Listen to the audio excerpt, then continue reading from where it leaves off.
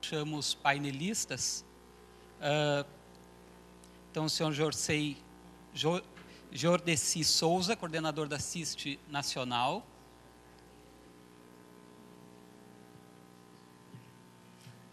Já deve estar chegando. João Carlos Figueira, presidente do Sintesc de Santa Catarina.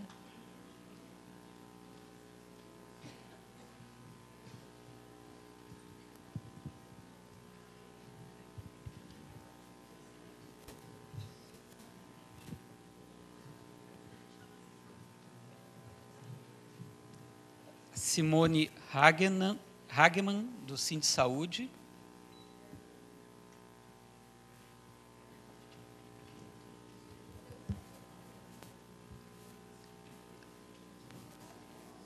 Acho que o pessoal ainda está chegando, né? Luciano Veras, do Sindpreves.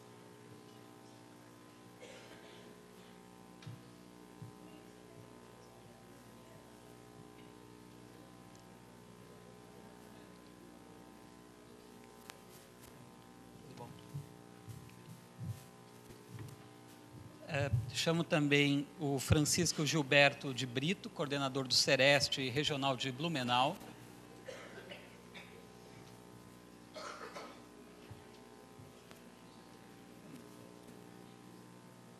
E também o senhor Emílio Genari, cientista político, né? Vai estar conosco. 3, 5, quem está faltando?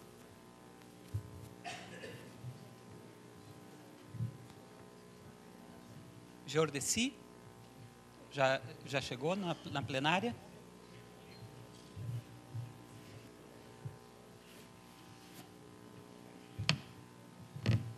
Olá, tudo bom?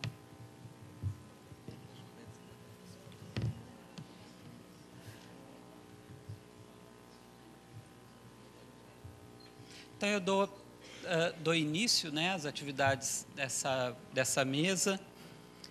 Passo, então, em primeiro lugar, a palavra para o João Carlos, então, presidente do Sintesc. Bom, pessoal, boa tarde a todos.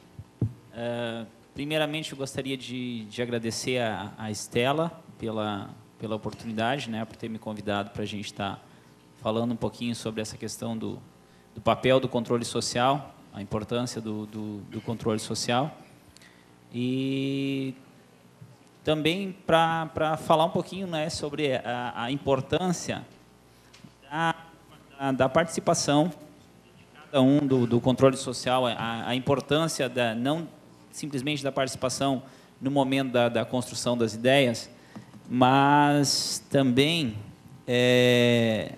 na continuidade, que foi falado de manhã.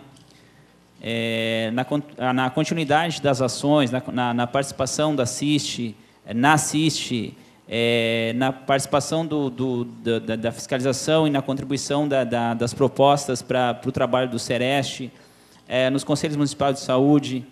Então, eu acho que é muito importante que a gente tenha muito claro isso.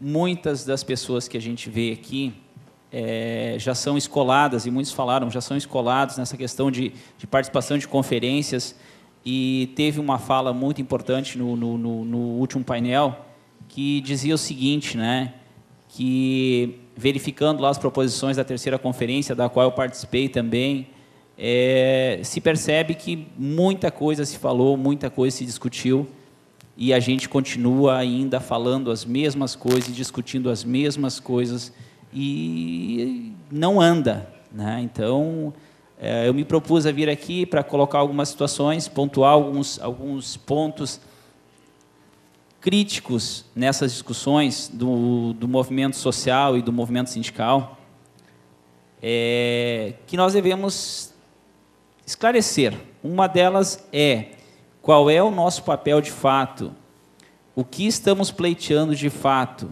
né? Porque a grande maioria dos participantes da macro-regional, onde eu participei em Chapecó, sequer tinham lido a portaria, me corrija se eu estiver errado, Gilberto, 1283, a portaria da política nacional.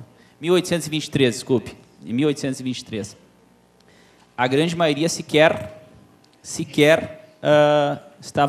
leu a portaria para poder fazer as proposições em cima desta, né? Porque a gente sabe que esta conferência discute o quê? Proposições para a implantação da Política Nacional de Saúde do Trabalhador e da Trabalhadora, política esta do SUS. Lembrando, nós temos uma política do Ministério do Trabalho, o Plano Nacional de Saúde do Trabalhador e da Trabalhadora. Então, nós temos que ter claro, essa conferência ela tem um objetivo específico, é a viabilidade, é propostas para a viabilidade da implantação da política, que é maravilhosa. No papel, ela é maravilhosa. Quem já leu sabe. No papel. Por favor, só me ajude aqui para trocar aqui os slides. Para onde eu aponto? Por favor, pessoal lá da mesa, por favor, para onde eu aponto?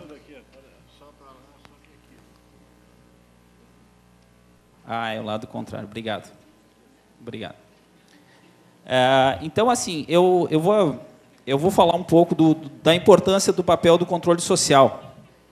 A importância da mudança cultural.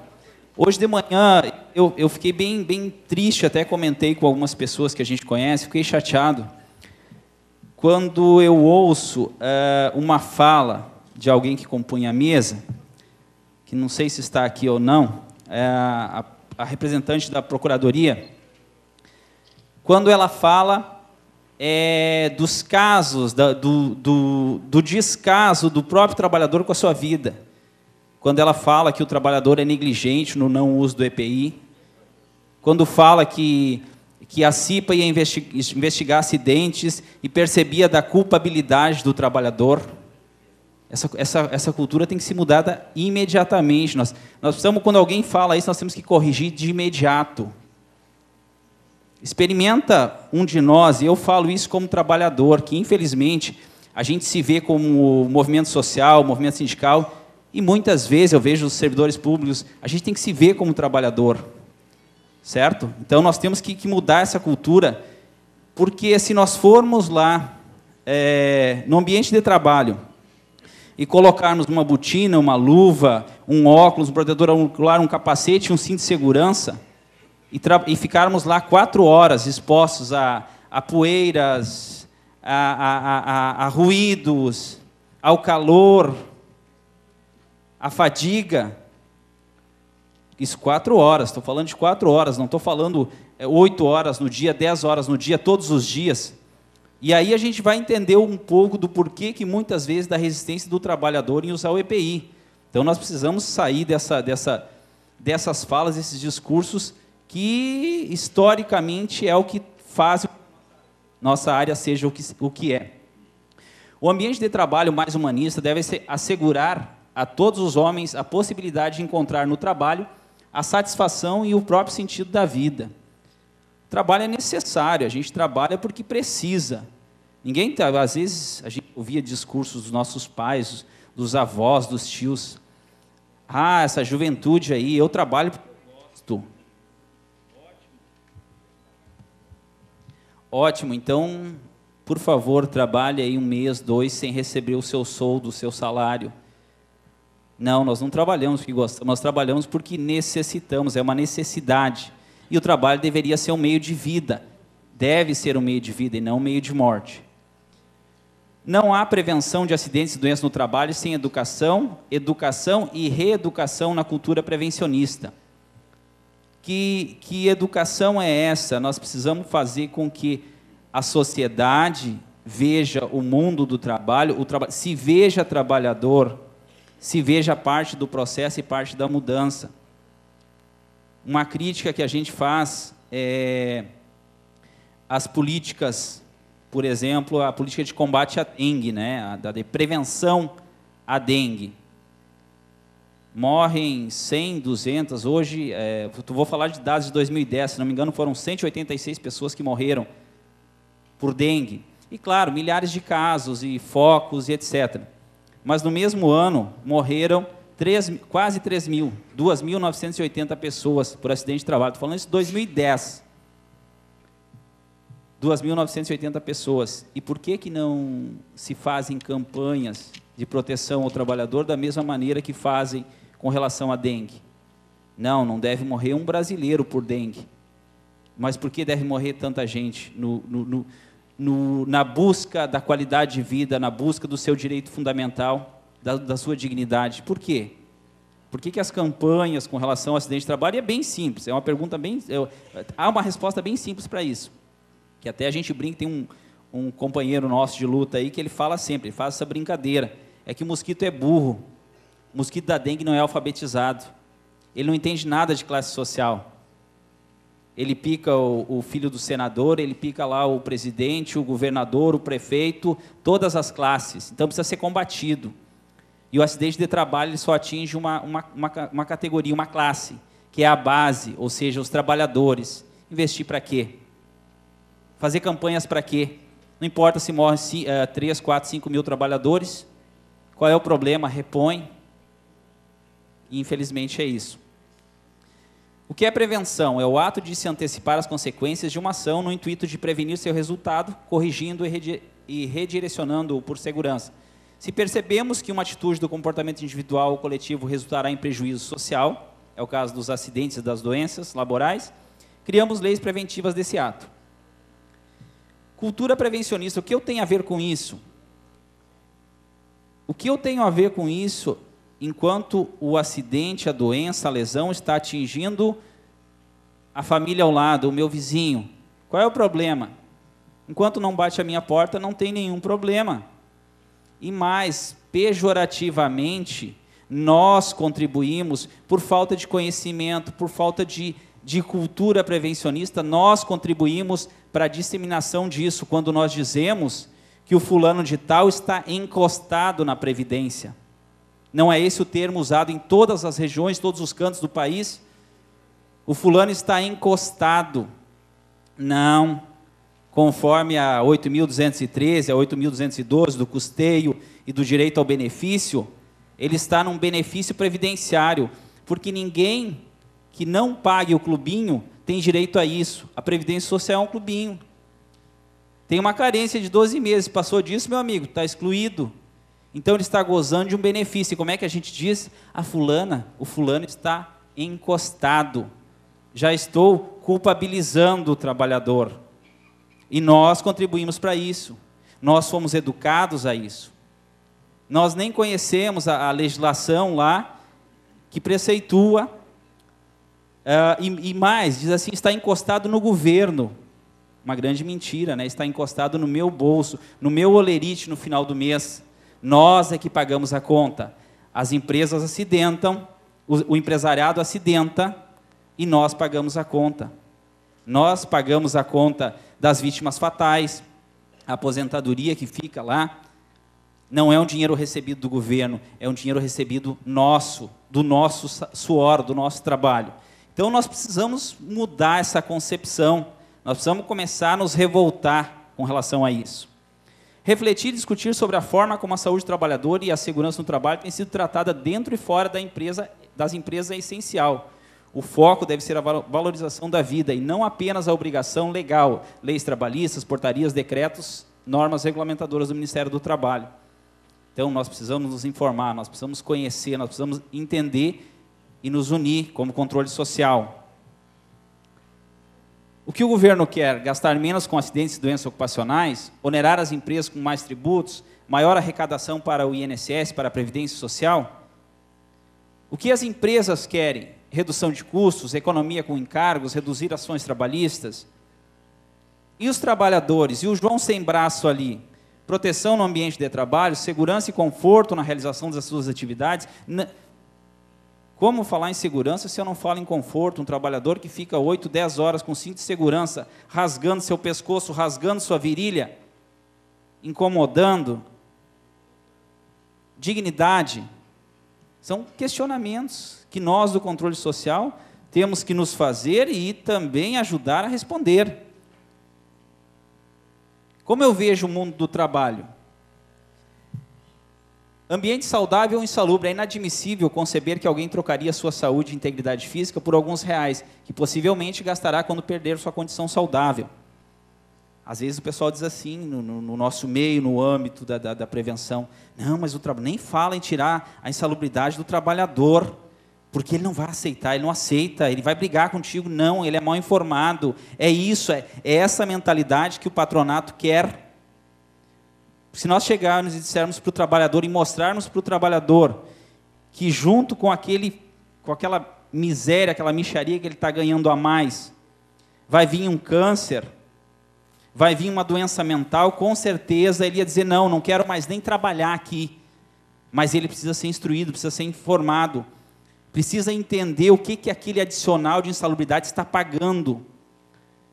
Eu creio que qualquer um dos senhores e das senhoras, se lhe fosse oferecido R$1 milhão, toparia na hora. A mim, se me oferecessem, assim do nada, eu toparia na hora. Mas e se me dissessem, junto com esse R$1 milhão, vai um câncer, tu tem mais 1 ano de vida, vai uma pneumoconiose, não sei, será que aceitaríamos? Eu creio que não. Então falta sim envolvimento do movimento sindical, dos sindicalistas conhecerem a legislação trabalhista relacionada à saúde do trabalhador, para colocar inclusive lá nas convenções coletivas propostas concretas, concisas, embasadas legalmente, que protejam a saúde do trabalhador, discutir com o trabalhador, mostrar para o trabalhador, e não só apontar, dizer que a CIPA é a culpada, ou que o técnico de segurança, ou o engenheiro de segurança, ou o médico de trabalho é culpado. Não.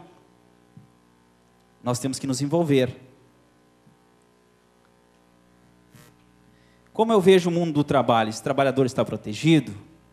Será que ele está protegido?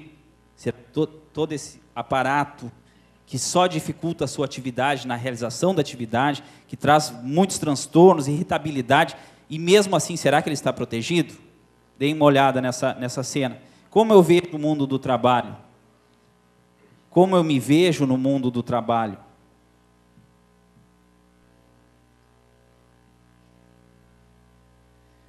E aqui um cartaz de uma propaganda americana. Eu era novo, jovem e com medo de perguntar. É o que acontece com nossos jovens. São levados a fazer muitas vezes atividades que os expõem a riscos, mas eles têm até medo de perguntar. Acidente e doença do trabalho causam 5.000 mortes por dia, diz a OIT. Cerca de 5.000 pessoas, na média, morrem no mundo por dia em razão de acidentes ou doenças de trabalho, segundo dados da OIT. Apesar de a saúde e a segurança serem fundamentais para a dignidade do trabalho, os responsáveis pelo estudo calculam que quase 2,2 milhões de pessoas morrem a cada ano por acidentes e doenças de origem profissional.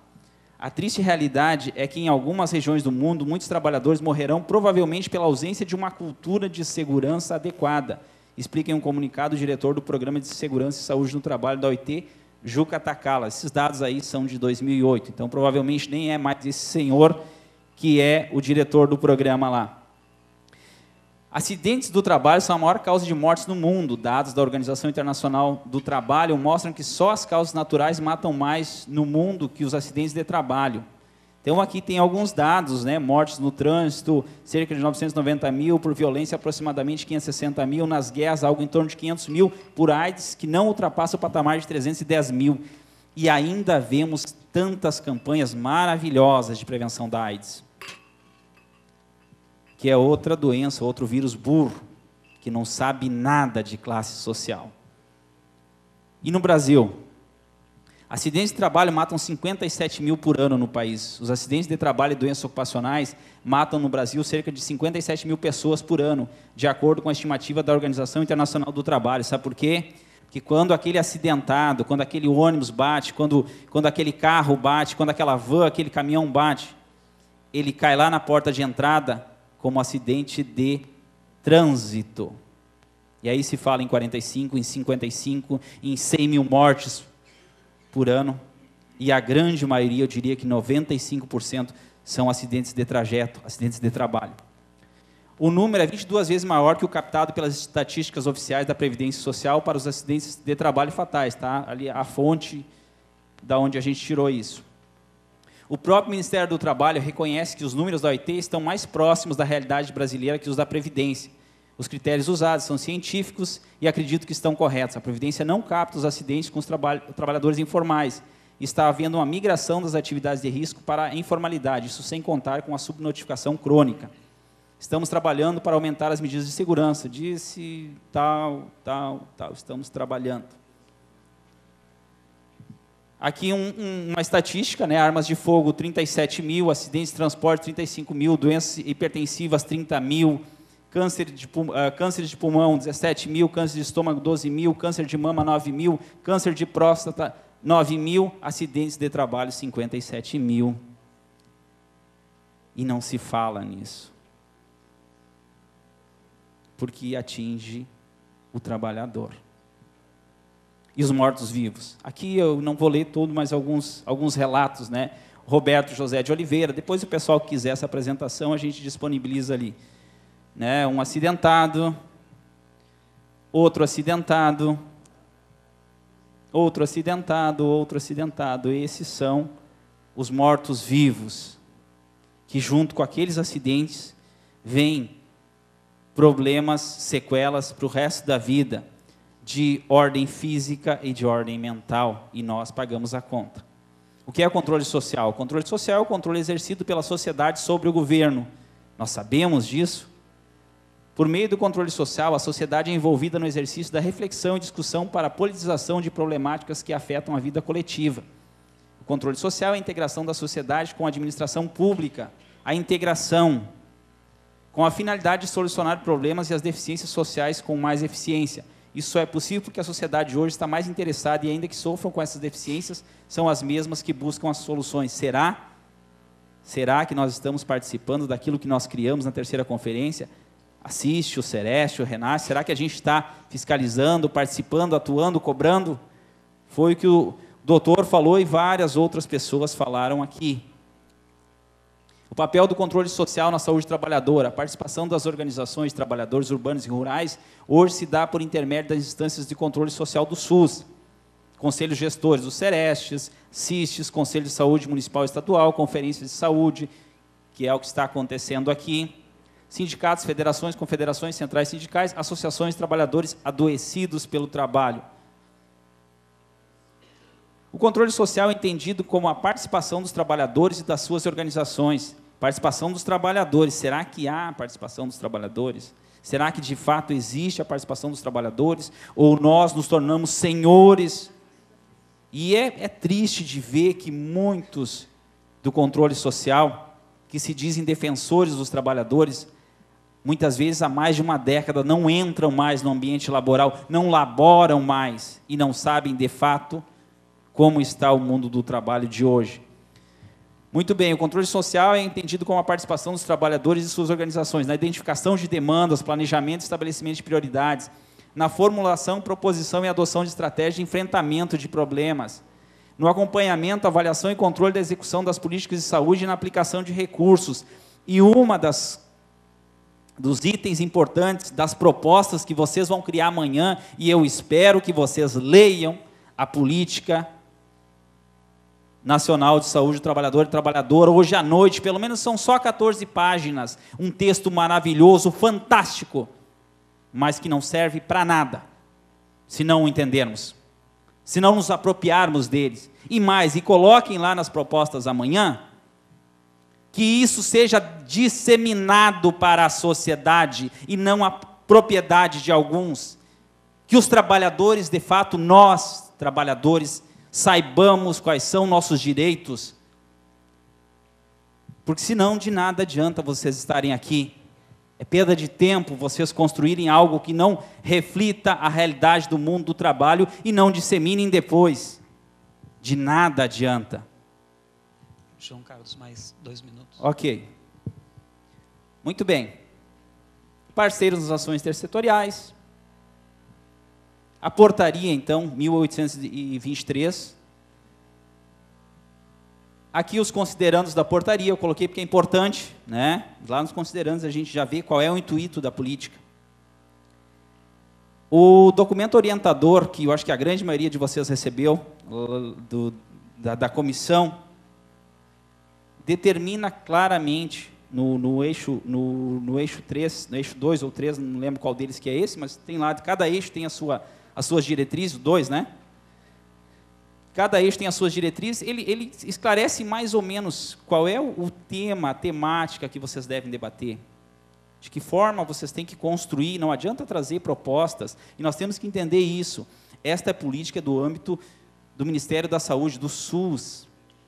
E tem a política do Ministério do Trabalho, que é um órgão fiscalizador, tem a política da Previdência Social, na verdade, não política de saúde do trabalhador, mas tem a política da Previdência Social, que é um órgão arrecadador, e do Ministério da Saúde, do SUS, que além de curativo, tem esse papel de controle social. Então, essa política é isso, é o que está nas diretrizes ali, não adianta a gente ficar divagando, inventando coisas. Então, façam moções e levem essas moções para a plenária, para depois discutir na estadual. Levem moções, mas não façam o que a gente tem visto por aí. O pessoal nem conhece, nem leu a política, e aí quer criar isso, criar aquilo, criar aquele outro, fazer propostas de nexo técnico, de isso, daquilo. Não, vamos ler a política, gente. Meia horinha vocês leem a política. Já estou concluindo. Então, as diretrizes, né? Coloquei todas elas aí. Deem uma olhada, está lá no caderno de vocês. E, para concluir, desculpem pela crítica, eu faço parte do movimento sindical. Desculpe pela crítica não pesada, mas necessária.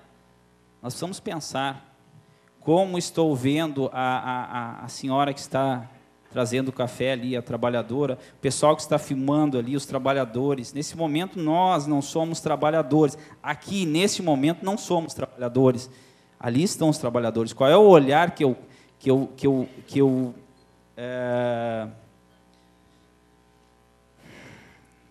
que olhos, não é nem olhar, com que olhos eu vejo, naquele final de semana que eu estou na minha folga lá, e eu vou lá na padaria, eu vou lá no supermercado, eu vou lá na farmácia, e às vezes ainda quero me estressar lá com a atendente, que demora um pouquinho para me atender, ou que não faz, eu estou aqui na minha folga e tal, e às vezes eu não percebo que está do outro lado, o trabalhador, eu não me coloco no lugar do outro. Então, o objetivo aqui é a gente refletir o que nós queremos de fato, o que queremos construir amanhã, baseado em quê, em cima de quê, para quê. O homem é o único ser que tem o poder de modificar as coisas. É isso, pessoal. Muito obrigado pela atenção de vocês. Agradeço de coração mesmo de poder falar, porque eu acho que a gente precisa refletir, a gente precisa pensar. Esse é um momento único, é um momento importantíssimo, e vamos fazer com que esse momento seja validado para as próximas gerações, porque a gente sabe que esta conferência vai validar uma política que vai interferir na vida dos trabalhadores e das trabalhadoras e dos futuros trabalhadores. Então, vamos pensar nisso na hora que a gente for construir as propostas, o que queremos. Obrigado pela atenção de todos, mais uma vez. Obrigado, João Carlos. Passamos, então, a palavra agora para Simone, do Sindsaúde. Obrigada. Boa noite, boa tarde a todos. Queria agradecer o convite para estar nessa mesa, dizer que é um prazer estar aqui, dividindo esse espaço com esses militantes, né? Com o Emílio, que muitas vezes foi nosso professor, e dizer também que é uma tarefa muito grande, justamente por esse motivo, né? Mas vamos lá. Saudar, então, todos os trabalhadores e trabalhadoras dessa conferência. Dizer que eu acho que esse é um momento muito importante para a militância em saúde do trabalhador no Estado. E tenho certeza que amanhã a plenária vai encerrar com grandes avanços, né? Com propostas que a gente consiga levar para a prática do dia a dia, né? E aí, eu queria começar a minha fala pegando o finalzinho da fala do João. Nós não estamos trabalhando nesse momento, mas todos somos trabalhadores. Todos pertencemos a uma mesma classe, que é a classe trabalhadora. Ou, se não estamos trabalhando, seremos trabalhadores, né? Os estudantes, no caso. É importante chamar a atenção para a centralidade do trabalho, né? Porque não é à toa que existe a classe trabalhadora. Existe a classe trabalhadora porque nós vivemos numa sociedade onde existe uma relação de trabalho, onde o trabalhador vende a sua força de trabalho para alguém, né? Para alguém que detém os meios de produção. E aí, eu queria ler rapidamente algumas matérias. Porque não dá para discutir saúde do trabalhador sem a gente se identificar enquanto classe trabalhadora, né? A gente tem que a centralidade do trabalho tem que estar presente nesse debate. E aí algumas matérias que me chamaram a atenção, algumas muitos já conhecem. Eu vou ler rapidamente o título. Para aumentar a produção, empresa sul-coreana proíbe funcionários de ir ao banheiro. O Globo, 13 de agosto de 2013. Comerciários jogados à própria sorte. Trabalhadores realizam jornada média de 53 horas semanais e sofrem com a precarização do trabalho. 10 de maio de 2012, Brasil de Fato. Obrigadas a usar fralda no trabalho. Essa virou até moda, né? Foi em mais de uma situação, inclusive aqui no Brasil. E a matéria diz o seguinte: a crise econômica e social na Argentina parece estar a afetar o discernimento de alguns. É esse o caso dos responsáveis de uma cadeia de supermercados que obriga as caixas de todas as suas delegações a usar fraldas para adultos durante as 8 horas de trabalho. Foi publicado no Correio da Manhã, no dia 2 de agosto de 2013. E a última, bem recente, inclusive, essa matéria de ontem, TST condena a loja C&A por trabalho escravo em Goiás. Conforme os procuradores, entre outras irregularidades, a C&A obrigava o trabalho em feriados, sem autorização em convenção coletiva, não homologava rescisões no Sindicato dos Trabalhadores, não concedia intervalo de 15 minutos, quando a duração do trabalho ultrapassava 4 horas, impedia o intervalo para repouso e alimentação em situações diversas, prorrogava a jornada de trabalho além do limite legal de 2 horas diárias e não pagava horas extras no mês seguinte à prestação do serviço. Estado de São Paulo, 12 de 5 de 2014. Por que eu trouxe essas matérias? É porque o momento que a gente vive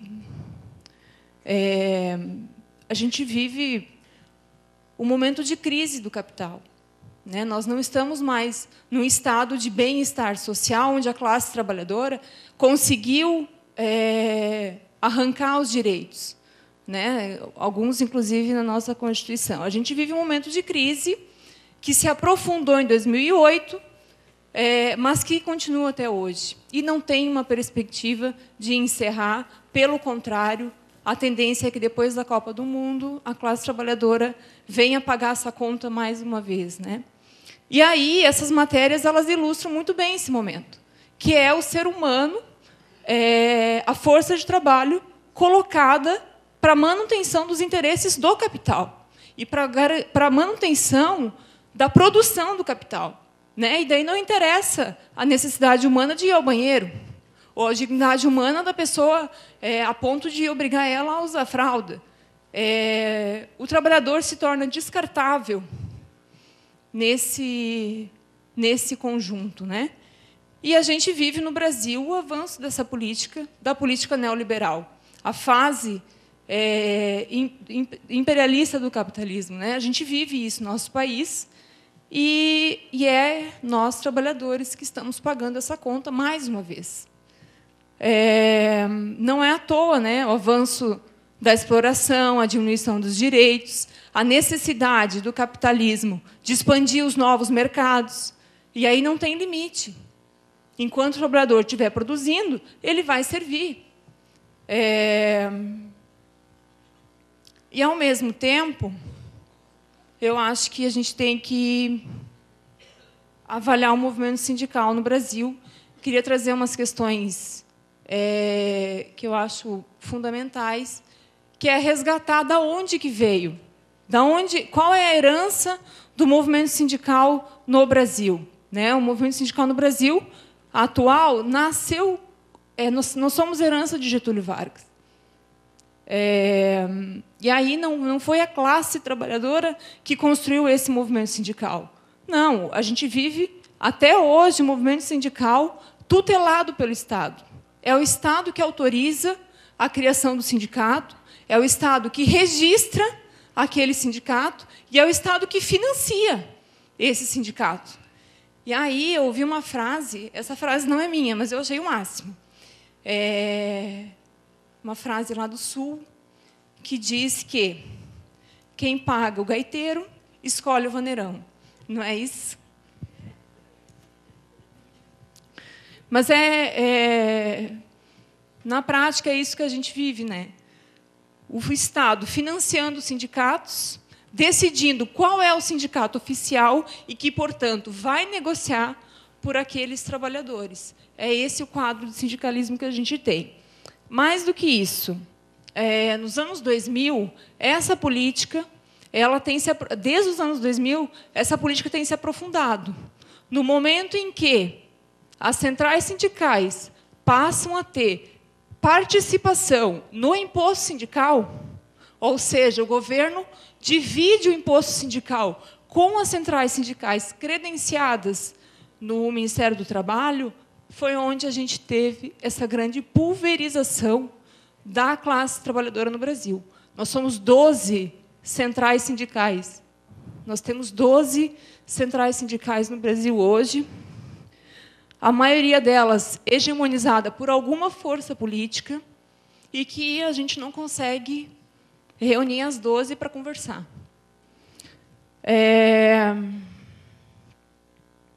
E aí o controle social. Como é que vamos fazer controle social? Desse jeito, né? Mas temos que fazer. E lembrar que a saúde do trabalhador, ela sempre foi uma pauta histórica do movimento sindical. Né? Se a gente resgatar na história as pautas de reivindicação dos sindicatos, né, das associações, um dos primeiros itens era lá, condições de trabalho, redução da jornada de trabalho. E o que a gente tem visto hoje é cada vez mais o movimento sindical se encolhendo e se resumindo à luta meramente econômica. Muitas vezes porque a sua base empurra o sindicato para isso. Né? A base não quer saber de diminuir a hora extra. A base quer saber de... Muitas vezes vai brigar para manter as horas extras, para continuar ganhando aquele X no final do mês, não importe o que isso custe para a saúde daquele trabalhador. Né? E aí, nesse cenário, a classe trabalhadora tem perdido mais nos últimos anos do que avançado nos direitos. Né? Então, uma necessidade de a gente resgatar essa organização da classe trabalhadora de uma forma em que a gente agregue os trabalhadores. E hoje a gente tem um sectarismo, né, e uma divisão da classe trabalhadora.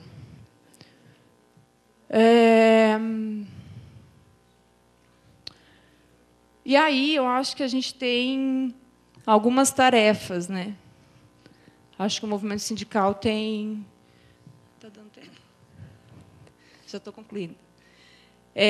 Eu acho que a gente, enquanto classe trabalhadora e enquanto movimento social, nós temos algumas tarefas, né? Enfrentar a exploração do trabalho, a precarização e o adoecimento, a defesa da liberdade de organização. Isso é urgente no nosso país. E, esse ano, nós não temos como fugir desse debate, porque, em poucos meses, nós teremos o Exército nas ruas contra a classe trabalhadora, nos estágios da Copa do Mundo. E aí, alguns projetos que eu penso que a gente vai ter que se posicionar e se organizar para combater. O projeto 4330, que é o projeto das terceirizações, que precarizam em muito as relações de trabalho. As terceirizações são responsáveis pelo adoecimento de uma grande parcela dos trabalhadores. A luta contra o acordo coletivo por propósito específico. Gente, essa invenção é algo assim, né? Acordo coletivo por propósito específico. Autoriza o sindicato a negociar com o empregador acordos coletivos e cláusulas, desrespeitando, inclusive, as leis trabalhistas, né? Então, pode reduzir o horário de descanso, pode estabelecer banco de horas para não pagar hora extra, vale tudo, né? O acordo coletivo por propósito específico vai abrir as portas aí da precarização do trabalho. E aí acho que é um projeto que nós vamos ter que, imagina, fazer esse enfrentamento com a organização sindical que a gente tem, né? Então, um desafio muito grande para os próximos anos é barrar esse projeto. A luta pela redução da jornada de trabalho sem redução de salário. É urgente a gente reduzir a jornada de trabalho no Brasil. E aí, para fechar, eu queria resgatar, para nós que nos propomos a fazer o controle social, que não dá para falar de saúde do trabalhador sem falar do conceito ampliado de saúde. Não dá para falar de saúde do trabalhador sem resgatar a defesa da saúde pública, gratuita, integral e de qualidade. A saúde estatal.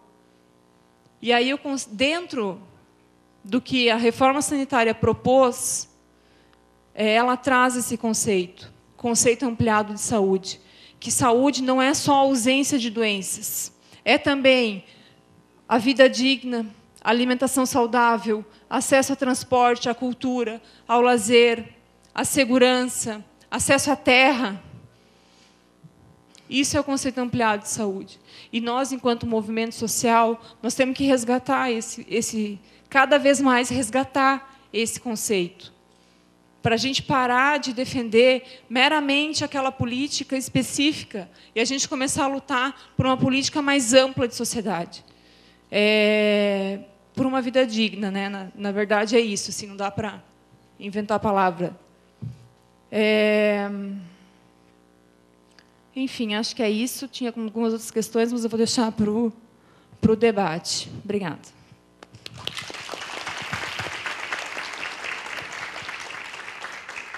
Obrigado, Simone. A Simone traz uma realidade interna ao movimento sindical, que traz uma série de implicações, né, para pensarmos os desafios do controle social, mais ou menos como o João Carlos havia trazido antes, né? Então, para a continuidade desse debate, eu convido, então, o Luciano Veras, né, do Sindpreves, para fazer uso da palavra.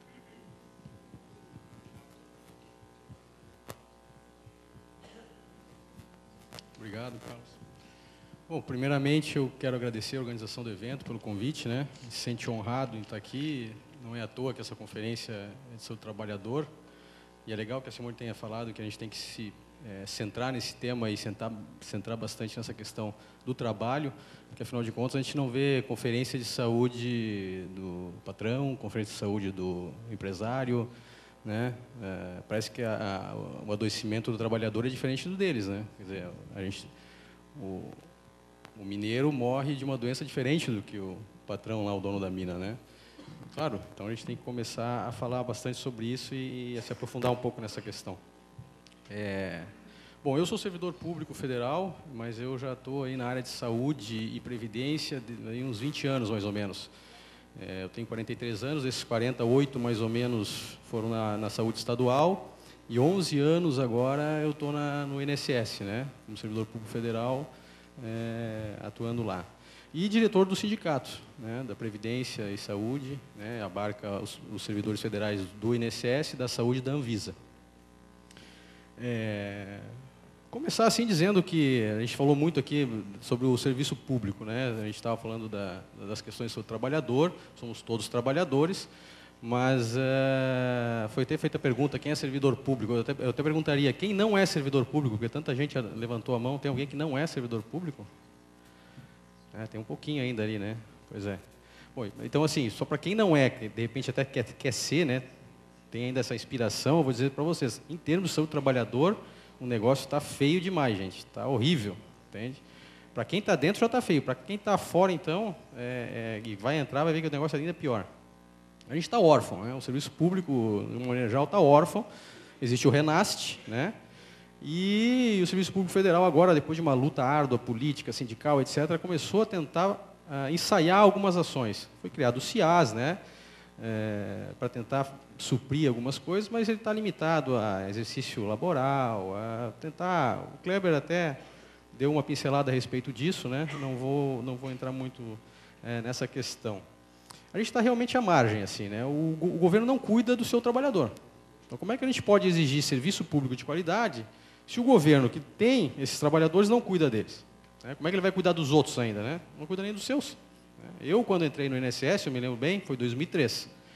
Eu fiz o teste admissional lá, o exame admissional. Aí tiraram o raio-x do pulmão, mandaram fazer uns exames de laboratório. E eu fui lá, né? Dentro do INSS, o próprio perito do INSS é que ia homologar a minha posse através daqueles exames. Aí ele olhou para mim, pegou meus exames e disse assim, pô, parabéns, saúde de ferro, tá bem, hein? Bem-vindo ao INSS. Fiquei feliz da vida. Foi o primeiro e foi o único exame que eu fiz na minha vida dentro do INSS. Exame só, né? Fiquei contente pra caramba e acabou, ali. Exame periódico, nem pensar, entende? A gente tem uma luta muito grande para tentar regularizar essa questão, fazer com que o governo faça exame periódico no seu servidor, procure saber o que está acontecendo na vida funcional do servidor, procure saber o que está acontecendo com a saúde do seu servidor, mas não existe. Eles chegaram a vir com uma proposta de que nós fizéssemos os exames através do nosso plano de saúde. Né? Mas como assim? Você tem que pagar o exame? A preocupação é de vocês. Você tem que pagar o exame, assim, no pior dos cenários, na mais grotesca ideia, pelo menos 50%, então vocês têm que custear. E disso não passou. Então está assim, a gente está à margem de qualquer política de seu trabalhador, né? E assim, servidores do Ministério da Saúde, por exemplo, servidores federais do Ministério da Saúde, estão pulverizados. Você sabe que o Ministério da Saúde, no Ministério da Saúde hoje estão em núcleos estaduais e os seus servidores estão pulverizados por aí. Aqui os servidores federais estão nos municípios, estão no Hospital Florianópolis, né? Nós estamos uma briga ferrenha, né, junto com o Centro de Saúde e tal, para tentar esse fortalecimento da saúde mesmo, 100% pública e privada, mas o governo do estado aqui resolveu entregar para as OS, né, para as organizações sociais, a administração dos seus hospitais. E o Hospital Federal, como Florianópolis, acabou na mão dessa OS através do Colombo, aí, que firmou convênio e tal. Tem servidores da saúde aqui, tem o próprio sindicato, o Centro de Saúde, que participou mais ativamente até do que eu ali, pelo menos dentro dessa negociação, dessa luta toda. Mas nas etapas que eu participei, nós chegamos aí na Secretaria do Patrimônio da União. E a pessoa que lá estava, até se sensibilizou, foi uma pessoa assim que, né, muito correta, assim, disse, não, mas espera aí, isso aí é patrimônio federal, como é que vai entregar para uma entidade que de repente tem lucro? Não pode ter lucro. E aí começou o embate e tal. Não sei assim de que maneira, mas de uma maneira mística e misteriosa, essa pessoa sumiu do cargo lá da Secretaria do Patrimônio da União, né, o partido do governo tirou, né, estava atrapalhando os planos do Colombo, e aí tem certas alianças, sei lá.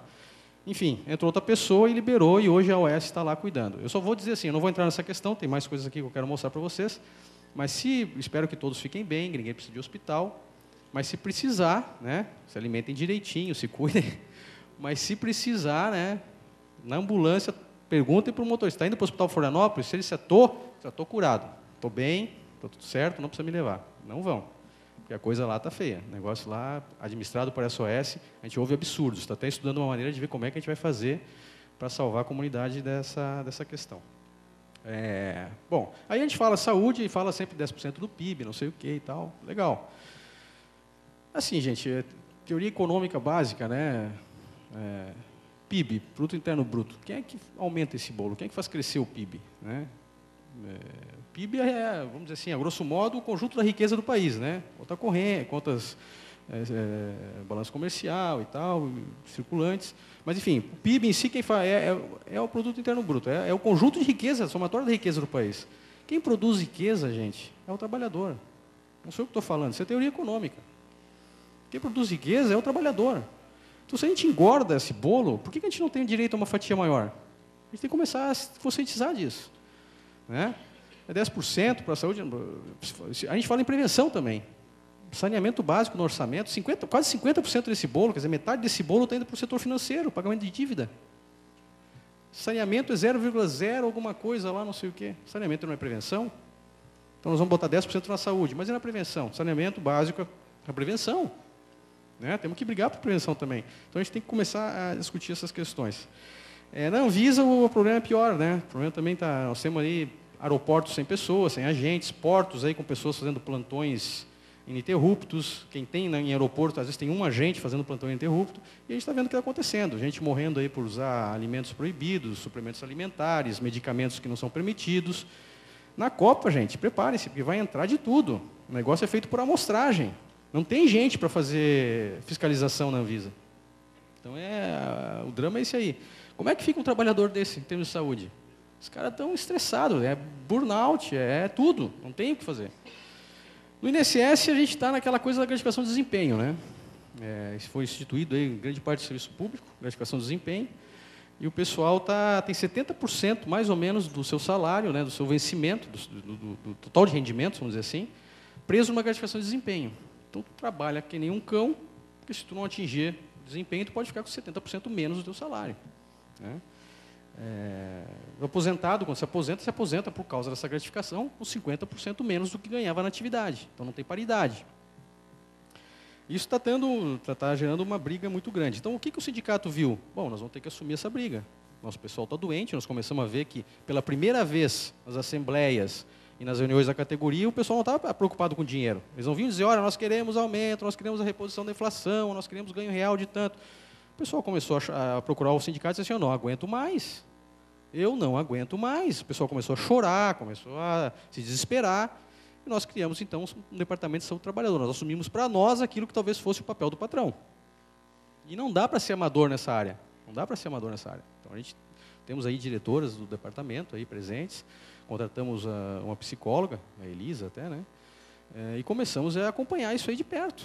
E com o governo a gente não consegue mais fazer a briga só política, a gente tem que trazer dados, tem que fazer provas, e aí tem que ser profissional mesmo. Olha, a luz está assim, o ar-condicionado está assado, as pessoas estão trabalhando assim, assado. Eu vou mostrar umas fotos para vocês aí, para vocês terem uma ideia de como é que é estar do outro lado do balcão da Previdência. E assim, pela primeira vez também a gente começou a notar que as doenças osteomusculares não eram mais as maiores ali no ranking da turma. O adoecimento mental, o sofrimento emocional e psíquico estava demais. Né? Então, a gente teve que investir nessa questão. Como é que funciona no INSS hoje? Bem rapidinho, para dar assim, uma panorâmica, para vocês entenderem depois quando eu mostrar a foto. Lá em Brasília, lá no céu, lá no Nirvana, existe a sala de monitoramento. Né? É mais ou menos assim aquele telão que tem no Faustão lá atrás. Vou falar o Faustão porque todo mundo conhece, né? Aquele telão.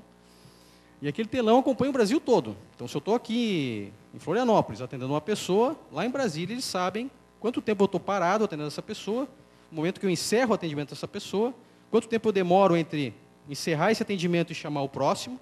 Quer dizer, se eu demorar demais, já toca uma luzinha vermelha lá. Brasília telefona para a superintendência, que cuida dos 3 estados do Sul.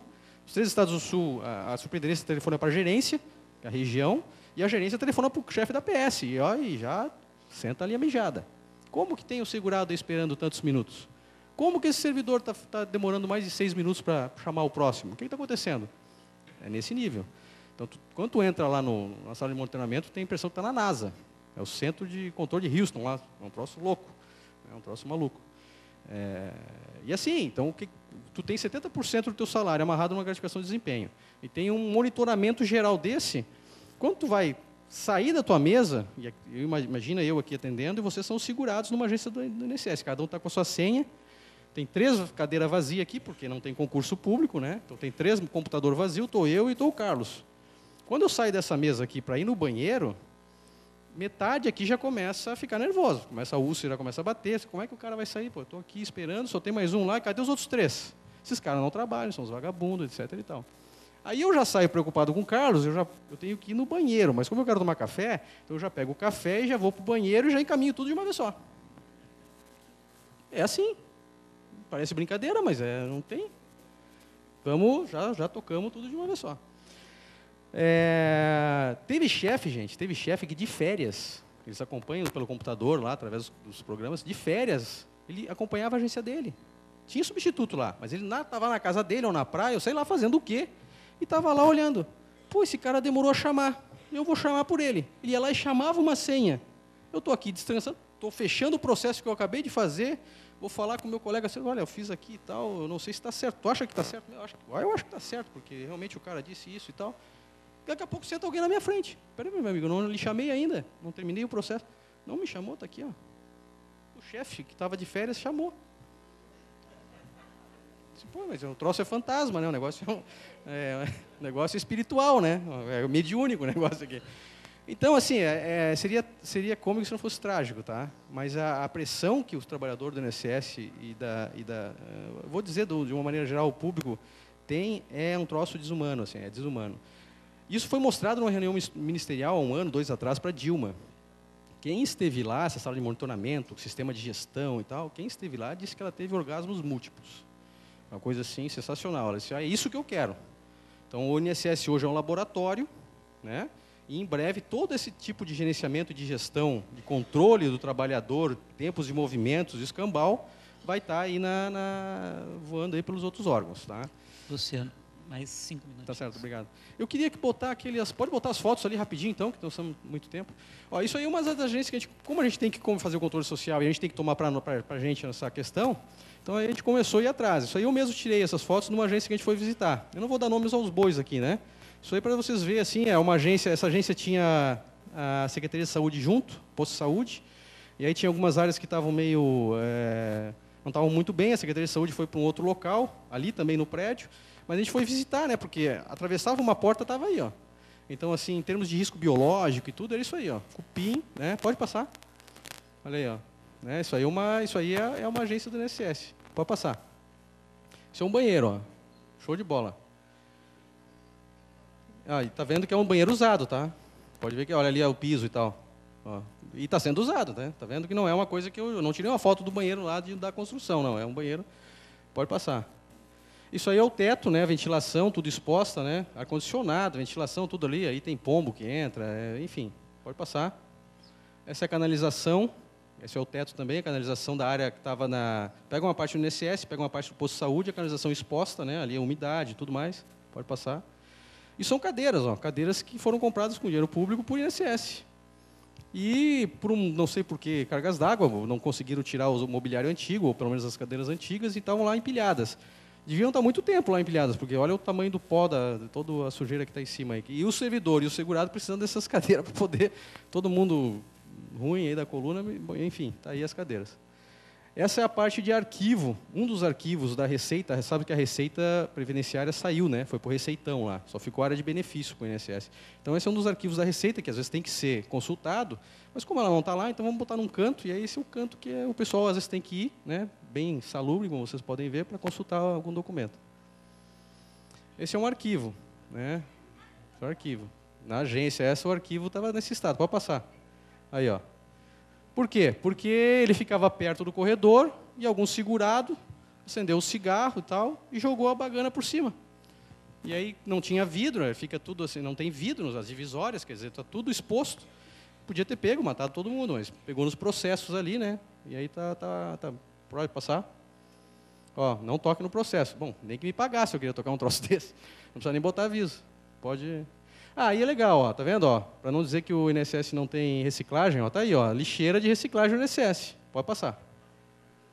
Fica junto da cozinha. O pessoal come ali do lado. O pessoal lancha, almoça, come do lado das lixeiras de reciclagem do INSS. Pode passar. Isso é um local de atendimento que é usado, às vezes, para agendamento. aposentadoria e tal, olha, tem um móvel aqui de um jeito, tem uma tela de outro lá, uma tela... Cada um, sabe, é um troço assim, uma coisa louca ali. Essa ali são as cadeiras que vão ser, o pessoal vai ser atendido, a mesa de uma maneira, a cadeira antiga e tal, a gente tirou ali. E lá atrás, tá vendo? Ó, lá atrás tem outra pessoa que vai trabalhar. Então aqui tem uma pessoa e lá atrás tem outra num canto. E a pessoa tem que circular e tem outra ali. Está acabando, né? Já tô acabando. E lá tem outra, e é isso aí, vamos passar. Essa servidora aí teve que comprar esse troço encosto, porque ela tinha problema de coluna direta, essas cadeiras são desconfortáveis, etc. e tal. Ela mesma tomou a atitude de comprar, né? Assim, a gente pode passar. Aí é onde ela põe os pés, né? Aí que eu digo que às vezes o trabalhador não se identifica como trabalhador, né? Ele toma como se a doença fosse dele. Assim, a culpa é dele de estar doente, né? Pô, a instituição tem que dar um troço para ela botar o pé, caramba. Ela vai lá e vai amarrando, vai trabalhando, vai se exaurindo, vai ficando cada vez pior e vai dando jeito com a caixinha ali, enfim, pode passar. Aí mais uma sala, lá está a cadeira dela com outra cadeira, outra servidora botou também, comprou aquele negocinho para a coluna, estava toda estourada na coluna já, pode passar. Essas são as mesas, né, tudo diferente, tudo, a cadeira ali, que beleza, ó, pode passar. O teto, pode passar. Isso aí é uma área que estava aberta, a gente via, a sala ali tinha um monte de poeira, cocô de pombo, é terrível. A vassoura foi eu que botei, tá? Só para provar que tinha um buraco aberto, não tinha vidro ali, eu botei ali para provar que pode passar. Aí uma outra janela, né? Super. Essa cadeira, eu não sei o que estava fazendo aí, eu tirei foto porque assim, pô, por que não põe fora, né? Não, deixa essa cadeira lá no canto como se fosse um troféu ao patrimônio, um troço ridículo. Pode passar, teto, pode passar vidro, né? O vidro de uma das partes da agência pode passar. Aí de novo, né? Reciclagem, pode passar. Reciclagem dentro da sala, pode passar. Aí isso aí foi grave, viu? Isso aí caiu na cabeça de uma pessoa mesmo, esse troço, tá? Para tu ver como a gente não dá manutenção nos prédios também. Né? Logo o INSS, que é o que tem mais patrimônio, mais prédios públicos aí, né? Tem um troço. Enfim, tá aí, ó. Esse foi numa agência aí, outra agência. Pode passar. Isso para quem não conhece é um micro-ondas. Pode passar. Isso é um micro-ondas que é estufa de papel. Normalmente se alguém tivesse mais conhecimento de eletricidade, podia fazer, né, um bocalzinho, já estou acabando, cara, fazer um bocalzinho ali e tal, né, na caixinha e tal. Mas como ali ninguém conhecia, tinha um servidor que tinha um micro-ondas que não funcionava, ele disse, acende a luz. Querem? Nós precisamos. A maioria do estado é úmido, você sabe o que acontece quando põe a folha úmida dentro da impressora, já tranca. Imagina aquele monte de segurado esperando, tu vai imprimir, o troço tranca, tu vai tirar. E aí rasga a página ainda, né? Aquela velha história, quando tu pensa que a coisa não pode piorar, a barata voa, né? Aquela coisa. É isso aí, tu tá com a página ali, tu tá tentando tirar, ainda tu tira, vai rasgar, acabou. Então aí ali eles usaram o micro-ondas para secar o papel. Isso é para ter uma ideia, né? Aí rachaduras, pode passando, rachaduras, né? Veneno, eles botaram veneno para rato, porque tinha muito rato lá numa outra agência, botaram veneno ali no pátio, quer dizer, o pessoal transitava, tinha o veneno, tá cedendo esse terreno aí. Enfim, pode passar aí e acabou. Eu quero acabar assim dizendo o seguinte, gente, bem rapidinho, Carlos, eu não sei que tempos que a gente está vivendo, eu não sei o que está acontecendo. Esses dias eu vi um artigo que falava até foi depois divulgado em blogs, não sei se vocês viram, um sujeito aí, era uma reportagemzinha falando de um sujeito que teve o seu lanchezinho roubado por um cachorro de rua, aí foi aquela discussão sobre o cachorro de rua, sobre a falta de cuidado com esses animais, etc. Porque o cara foi com um pedaço de pau, atirou pedra no cachorro, aí foi aquela coisa, né? Como é que se faz isso com o animal, coitado do cachorro de rua, que bicho, né? Não sei o que. Aí fizeram uma análise sobre o cachorro de rua, sobre a psique do cachorro, porque para fazer isso ele tem que estar muito desesperado, porque o cachorro de rua é tímido. Enfim, foi uma uauê. E eu fico pensando com a gente assim, nós vivemos em tempos que se a gente for falar em ser humano, se fosse o ser humano que roubasse esse lanche, ou cordão, ou tênis, nós vivemos em tempos que esse cara ia ser linchado, ia ter apanhado até não poder mais, ia estar amarrado num poste. No entanto, no cachorro de rua, a gente fez uma discussão até para saber por que da psique do cachorro poder fazer algo assim, né? E quando a gente fala de um ser humano que vai lá e rouba, a gente não chega nem nessa, a gente não chega nessa profundidade, a gente fica no raso como o pires. Roubou porque é vagabundo, é marginal, é bandido. E se é bandido, bandido bom é bandido morto, não é esse discurso? Então, assim, para finalizar, eu queria deixar essa reflexão assim, para a gente, porque eu não sei que tempos são esses que a gente está vivendo, eu acho que tem gente mais capacitada, o mestre Genari aqui, para explicar isso agora. Mas, assim, em algum momento, eu acho que a gente vai poder discernir isso depois, nós perdemos a capacidade de sentir a dor do outro. isso é triste, gente. Nós temos histórias aí de agências que eu cheguei a chorar depois de ouvir relatos das pessoas. A gente perdeu. Hoje o nosso colega falta um dia, a gente diz assim, o que houve? Tá gripado, tá muito ruim. Não, melhor é não vir mesmo, porque eu não quero pegar. Desculpa, Carlos, vou acabar. Faltou 2 dias, cadê o cara? Aí tá de sacanagem, já tá, não vem 2, faltou 3. A gente diz, eu não vou fazer o trabalho dele. Ele que se vire e se dane, porque tá na hora de vir, sabe? É assim que a gente está começando a tratar. Então, assim, em algum momento nós perdemos a capacidade de sentir o dor do outro. Fica assim, bem rapidinho para reflexão, desculpa eu ter me alongado, obrigado. Obrigado, Luciano. Então, passamos a palavra para o Francisco Gilberto, coordenador do Sereste Regional de Blumenau. Boa noite a todos, boa noite a todas as trabalhadoras aqui presentes, todos os trabalhadores. Cumprimento o senhor presidente da mesa e aí, cumprimentando ele, cumprimento os demais colegas. Depois da fala de todos os meus colegas, fica complicado falar alguma coisa, porque foi muito rico o debate, muito esclarecedor em muitos pontos, mas vamos tentar aqui, de alguma forma, tentar passar alguma coisa para todos. Gente, questão do controle social. Não se faz saúde do trabalhador e não se faz saúde sem que haja um efetivo controle social.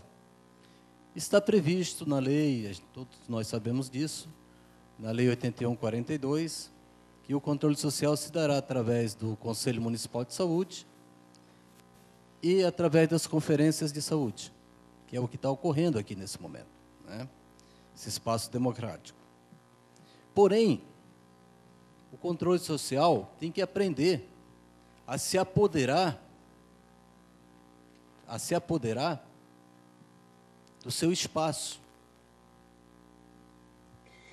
para que possa cobrar do gestor, dos gestores, do governo. E ele somente vai ter condições de fazer isso quando ele se abastecer de informações. Porque a informação, como diria o meu amigo Tiririca, e se ele não disse, deveria ter dito, a informação é tudo. Um grupo desinformado é um grupo frágil, é um grupo fácil de ser manipulado.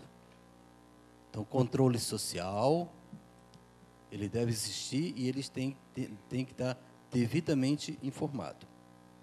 Partindo para um outro ponto, eu vou tentar ser breve, porque eu sei que está todo mundo já querendo partir para o debate. Renast. Eu poucas vezes escutei aqui alguém mencionar o nome da Renast. Gente, tudo começa com a Renast. O que é Renast? Rede Nacional de Atenção Integral à Saúde do Trabalhador. Quando foi criada a Renast? Através da portaria 1679, em 2002, no fechar das portas do governo Fernando Henrique, que de lá para cá sofreu poucas alterações. Sofreu alteração na portaria 2437 em 2005 e na portaria 2728 recentemente em 2009. Essa portaria trouxe diretrizes para a saúde do trabalhador. E se nós não entendermos o que significa e qual é o papel da Renast, nós não vamos entender de saúde do trabalhador. Nós não vamos compreender. E aí nós vamos estar fazendo cobranças equivocadas. Por quê? Porque a Renast, ela por si só já diz, é uma rede. E o que compõe essa rede? Compõe a atenção básica, que são as unidades de saúde, também chamadas de PSF, pronto-socorro, pronto atendimento, atendimento de urgência e por aí por diante. Ou seja, todas as unidades que compõem o SUS. São as vigilâncias sanitárias, as vigilâncias epidemiológicas, o Sereste, porque muita gente pensa o seguinte, saúde do trabalhador é Sereste e acabou. Essa visão é equivocada. Nós temos que pensar que saúde do trabalhador ela é um pouquinho mais ampla. E aí nós temos que estar sempre nos respaldando em cima da Rede Nacional de Atenção Integral à Saúde do Trabalhador. Por quê? O trabalhador, quando adoece, quando sofre um acidente, quando está cometido de alguma doença ocupacional, ele procura alguma unidade para ser atendido. E a RENAST, a rede, atenção básica, atenção primária, atenção secundária, a média e a alta complexidade, tem que estar preparada para atender esse trabalhador. É o que nós fazemos em Blumenau. O trabalhador se acidenta, ou está cometido de doença ocupacional, vai para o pronto-socorro, vai para a unidade básica de saúde e depois continua o tratamento com os médicos de trabalho no Sereste Blumenau. Estou citando esse exemplo porque é o que eu tenho, né? E aí, em havendo necessidade de encaminhamento para especialistas, ortopedistas, né, ou qualquer outro tipo de profissional médico, ou outro tipo de profissional, ele é contrarreferenciado. E isso, a rede do município tem que estar preparada para isso. O controle social tem que entender isso. Tem que saber para quê? Para cobrar. Porque se eu não tenho esse entendimento, eu não tenho esse conhecimento, como é que eu vou cobrar se eu não conheço? Se eu não sei como é que o trabalhador é atendido? Como é que o trabalhador é atendido na cidade de vocês? Senhores sindicalistas, senhores do controle social, pergunto aos senhores, de que o trabalhador está adoecendo, o trabalhador da categoria de vocês? Os senhores sabem? De que o trabalhador da categoria dos senhores está morrendo? Pensem, vocês têm essa informação? Pergunto também, segundo a instrução normativa número 45 do INSS, é obrigatório todo sindicato receber uma cópia da CAT, Comunicação de Acidente de Trabalho. Quem é sindicalista aqui que recebe essa comunicação de acidente de trabalho e que cria um banco de dados para saber exatamente de que forma os trabalhadores estão adoecendo e estão morrendo? Eu acho que poucos aqui têm essa informação. Ou me corrijam depois se eu estiver enganado. Financiamento. Saúde do trabalhador, financiamento é verba RENAST, pelo menos o Sereste.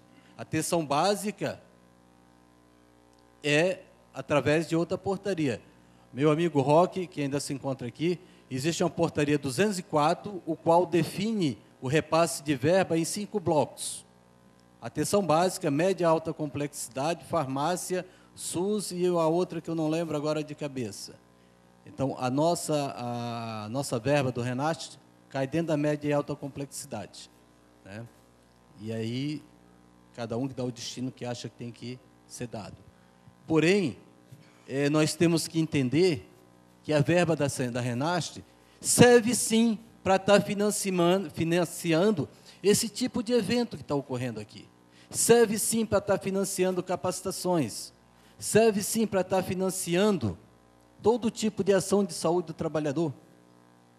É para isso que foi criado a RENAST, é para isso que foi criado os Serestes, e é para isso que o Ministério da Saúde vem destinando essa verba de R$30 mil para os Serestes regionais e R$40 mil para o Sereste estadual, para bancar essas despesas.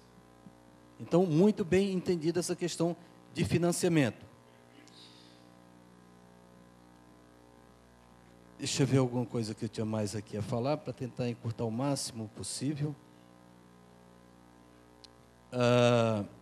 Fiscalizações nos ambientes de processo de trabalho.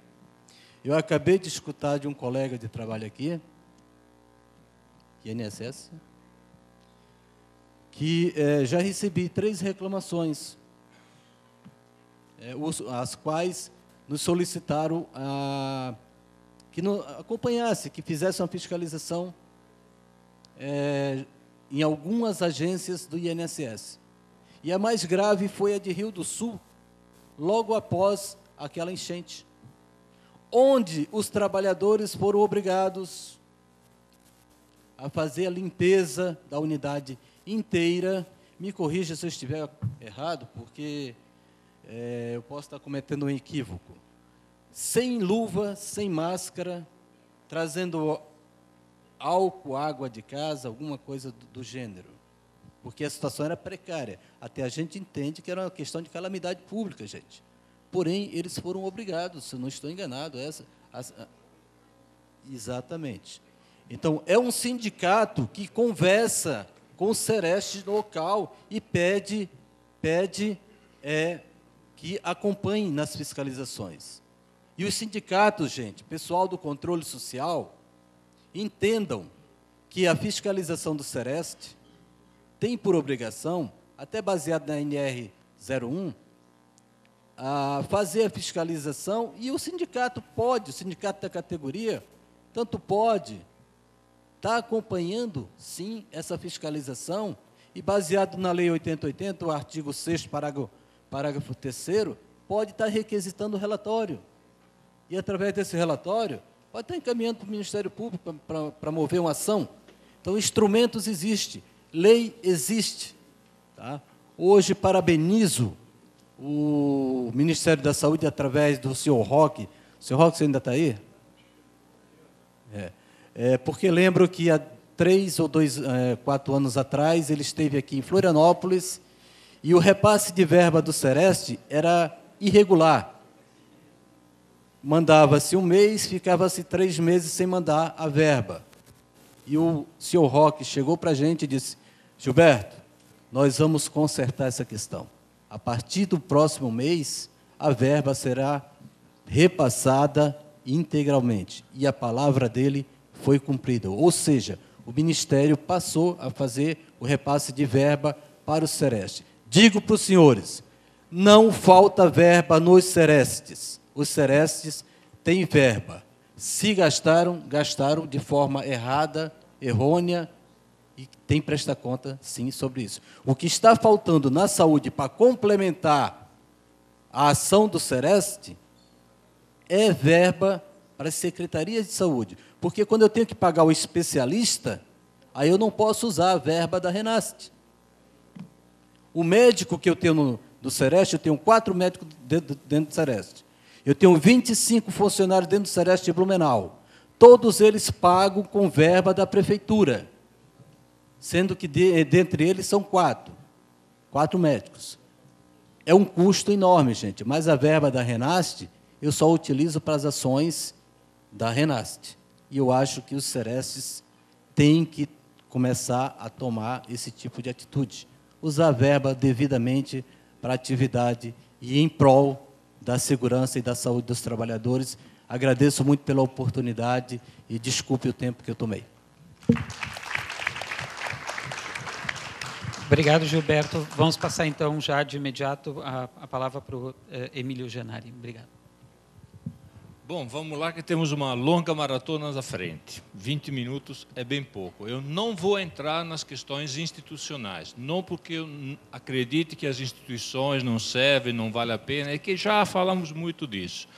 Eu vou concentrar a minha fala numa questão que já foi colocada aqui por alguns debatedores, que dizem, olha, sem o trabalhador, sem a trabalhadora, não há saúde do trabalhador. Então, a minha pergunta é muito simples, por que as pessoas não reagem? Por que as pessoas se submetem? Por que as pessoas não são incapazes de dizerem não? Nas reflexões que eu venho fazendo até agora, as respostas são múltiplas, mas eu não quero sair aqui nos meus 20 minutos daquele que é o local de trabalho propriamente dito. E é nisso que eu vou me concentrar. Então, não entenda isso como uma absolutização. Não, o cara só enxerga isso aí. Não, não. São exatamente tentar reconstruir os elementos que levaram a esse conformismo para que possamos tirar de novo esse trabalhador, essa trabalhadora para a luta. Sem isso, não haverá saúde do trabalhador e da trabalhadora. Me desculpem. Haverá esforços de pessoas esforçadas, mas não um processo nesse sentido. Então, a primeira coisa, para mim, é simples. Nos anos 80, o trabalhador coletivo dizia o seguinte, tu não perde por esperar. O que isso significa? Tu me paga, desgraçado. Se não é hoje, é amanhã, mas eu apronto contigo. Tu não se preocupe. Tá? O que fazia valer essa capacidade de dizer não? Basicamente, 3 elementos. Primeiro, a existência de uma identidade coletiva que partia exatamente do exercício do seu trabalho. Nós nos reconhecemos coletivamente como trabalhadores que têm essa identidade, essas crenças, essas vivências, e fazemos disso um momento de resistência coletiva. O chefe mandava, então tu falava que não para o chefe, não, que tu não é besta, tu fala que sim para o chefe, depois não faz, ou dá um jeito, para. Coletivamente, com essa cumplicidade que se construía no cotidiano. Havia uma ideia de dignidade que era uma ideia bem diferente da que existe hoje. Hoje uma pessoa digna é uma pessoa que tem uma geladeira de inox, duplex, como é que é? Toma água na porta. Não. Na época que eu estou me referindo, dignidade era o seguinte: tu pode tentar pisar em mim, mas de certo ponto tu não passa. O que os peões diziam nas fábricas? Olha, ganhar pouco, tá, é de peão mesmo. Receber salário atrasado, acontece. Hora extra fora do cartão do ponto, passe. Agora, tirar a mortandela do café da manhã, aí não. Ou seja, era um momento em que a dignidade dizia, passou do limite da exploração, acontece o não. E é um não nosso, vai começar de um setor, pode começar de uma pessoa, pode começar de um destrambelhado qualquer, mas é um não que expressa algo que o coletivo sente. Por isso que é um não que faz barulho, por isso que é um não que vira, atenção, ação. Emílio, não nos deixa ir ao banheiro. Eu já organizei mais de uma turma de mulher grávida para mijar no pé da máquina. Aí o pessoal me dizia, Emílio, mas sim, é só mulher. Qual é o problema? Uma mija, as outras vão mijar atrás e você vai ver que o problema do banheiro se resolve. Não precisa chamar o Ministério Público. Mas não dava outra. Você acha que a Companhia Nitroquímica Brasileira vai demitir uma mulher grávida impedida de ir ao banheiro que mijou no pé? Mas eu pago para ela demitir. Mas vamos fazer um escarcéu, que aí não vai passar batido. Agora, você precisa assumir a defesa do teu direito. Se você não assume essa defesa, a coisa não anda. Emílio, isso é coisa do passado. Nada. Tem uma companheira que eu encontrei recentemente, de tamanho, eu preciso de 2 dela para dar um do meu. Tá? E ela trabalha nada mais e nada menos do que na Justiça do Trabalho. Né? Seria a ironia da sorte. Ele diz, Emílio, o teto estava caindo na nossa cabeça. Eu cansei de avisar quem manda lá dentro. Um belo dia, o que eu fiz? Eu comprei um capacete amarelo e fui trabalhar de capacete. Sabe aquele capacete amarelo que tu vira ponto de referência em qualquer lugar, nem que você esteja com ele no cotovelo? Então, é desse mesmo. Bom, 2 juízes e um desembargador saíram ameaçando ela. Ou a senhora tira esse capacete ou nós a demitimos. E ela disse, olha, para mim é simples. Vocês vêm trabalhar aqui, vocês estão vendo que o teto está caindo, eu vou na sala de vocês e eu tiro o capacete. Mas vocês vêm trabalhar aqui. No incômodo, no constrangimento, deixaram ela trabalhar de capacete. Agora, imagine o que é. Todo mundo passando na tua frente e você mostrando, ó, é assim que nós trabalhamos. Se tu não traz as fotos, nós não sabemos. Mas, às vezes, quem passa, vê, olha, sente. Mas é preciso dizer não. Alguém precisa assumir esse não.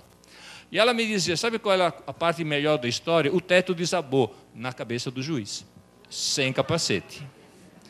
Né? Diz, essa foi a minha glória. Mas isso é parte da maldade. Outro elemento que estava presente, não está mais, qual é? Certa tradição de luta. O que é certa tradição de luta? O cara é petista, é isso, é aquilo, é comunista. Não tinha nada disso. Ele pertencia a algum tipo de movimento que lutava por uma causa coletiva. Pertencer ao movimento funciona assim. Se você precisa conhecer a realidade para mudá-la, mas é também verdade que é ao mudar a realidade que você a conhece. Então, se você não tem nenhum envolvimento em algum movimento, o teu trabalho para começar a mudar a realidade, por que ele é sofrido? Por que ele é freado? Tu não tem a malandragem, filho, tu não sabe o que fazer. E hoje o trabalhador coletivo não sabe o que fazer. Hoje estamos num local de trabalho onde não tem um trabalhador coletivo. Ou melhor, tem um trabalhador coletivo que não é um coletivo de trabalho. É cada um se virando do jeito próprio. Ponto. E isso nos transforma o quê? Diante de quem organiza o trabalho. E aí pode ser um patrão da iniciativa privada, pode ser o Estado, eu nunca sei qual dos dois é mais carrasco, mas enfim. Né? Não importa qual é o teu patrão. O que importa é que você está sozinho, diante de quem organiza o trabalho, para reduzir custos em cima de você, aumentar a produtividade e ter a preocupação com a segurança em terceiro e último lugar. Se quiserem, eu te digo como isso se traduz no setor elétrico. A nossa segurança aqui tem 5 níveis. No nível 1, morre um peão por dia. Aí não dá, né? O trabalho vai parar demais, vai fazer barulho demais e tal. No nível 5, não morre ninguém, mas é caro para chuchu, nós não vamos ter lucro. No nível 3, morre um de vez em quando. E é isso que nós temos. Isso é criminoso? É. É criminoso. Se você conhece o risco, seu risco é previsível, então ele é prevenível. Se você não prevenir, você é um criminoso. Mas por que eu me submeto? Emílio, 70% do nosso ordenado é feito de produtividade. Claro, essa foi a cenoura inicial que vocês comeram. A primeira cenoura para o burro carregar a carga era grande, bonita, fresquinha. E o burro acreditou, porque era novo, era jovem, achava que correria tanto quanto bastava para alcançar a cenoura. A cenoura começou a ficar, como é que é? Meio seca, velha, e deram a cenoura para o burrinho. Só que agora vem a subida maior, porque agora é uma nova meta. E a cenoura diminuiu de tamanho. Mas você continua sendo obrigado a correr. Qual é o primeiro momento em que nós estamos vendo alguém adoecer? Não é o momento em que ele sente dor. Isso ele já ficou bichado. Não é o momento em que ele vai no psiquiatra e diz, pelo amor de Deus, me dá um negócio aí porque a vida se tornou insuportável. Não. Aí já foi. Não é o momento em que as estatísticas registram 52 em cada 100 trabalhadores com estresse acima do que seria considerado normal. Aí já foi. O primeiro momento do adoecimento começa quando? Na tua decisão de trabalhador de se conformar ao risco. Esse é o primeiro momento do adoecimento. E esse momento não é obra tua, de uma decisão individual. Esse momento foi construído pelo capital. Esse momento foi construído por quem organiza o trabalho. Esse momento foi construído por quem dentro do Estado organiza o trabalho dos servidores públicos, sim. Esse momento foi construído de acordo com perspectivas gerenciais capitalistas na veia, sim. Por isso que vai ter a sala de controle, o cara chama mesmo que você esteja indo ao banheiro ou terminando um processo.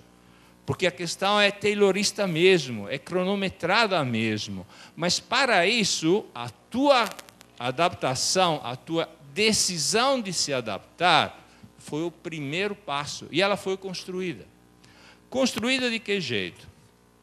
Olha só, eu já ouvi isso aqui, inclusive hoje. Mas, gente, a gente passa o tempo, a gente adoece. É mesmo. Olha, que a gente envelhece, que o nosso corpo não vai ser mais do que tínhamos aos 18 anos, me parece lógico. Mas piorar bem as coisas pelos efeitos do trabalho, não. Então, o adoecimento do trabalho não pode ser considerado em momento algum algo natural. O segundo elemento, mas Emílio, isso é próprio da profissão. Ele escolheu ser bancário. Como quem diz, gente, ele escolheu ser bancário, então ele escolheu ter ler. Por que ele se queixa agora, o desgraçado? Se ele não quisesse ficar doente, que não escolhesse a profissão. Por isso que eu não entendo. Vocês fazem até concurso para entrar. Ó, que besteira. Ou seja, eu transfiro a responsabilidade do adoecimento de quem organiza o trabalho e sabe que dará nisso, haja vista que em todas as fábricas tem um mapa de risco grudado lá. Então, se tem um mapa de risco, significa que estamos cientes de que estamos sendo criminosos. Tá?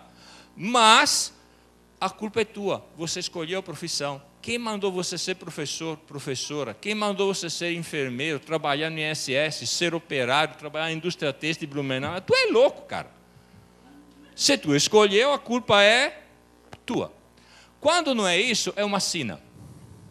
Isso só acontece comigo. E as pessoas se convencem.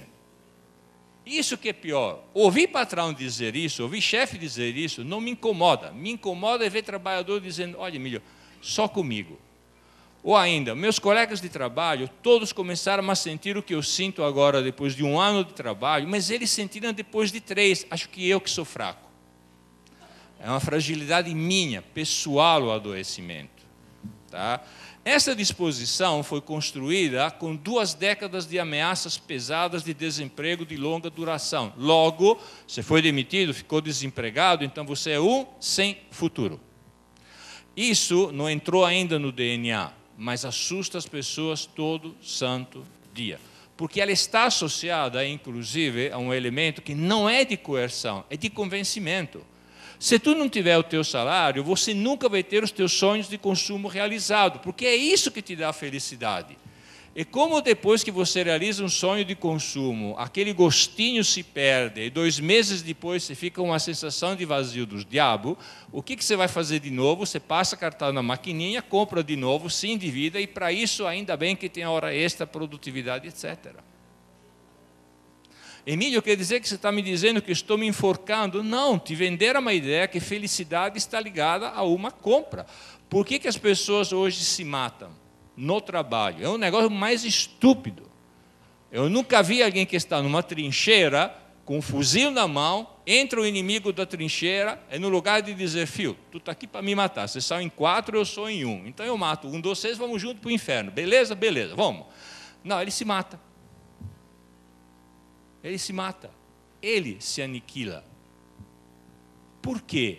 A sua felicidade está ligada a algo que ele pode comprar a prestação, e para a qual ele trabalha, e para a qual ele faz das metas do trabalho as suas metas pessoais, porque se ele não fizer isso, ele não vai conseguir dar conta dessa prótese do prazer que ele consegue com a compra. Outro elemento que moldou o trabalhador do jeito que ele está hoje é o que chamo de política do silêncio. Não é cala a boca. Política do silêncio funciona da seguinte forma: a interpretação do adoecimento, do acidente, ela é tão repetida a exaustão dentro do local de trabalho que qualquer outra interpretação não funciona.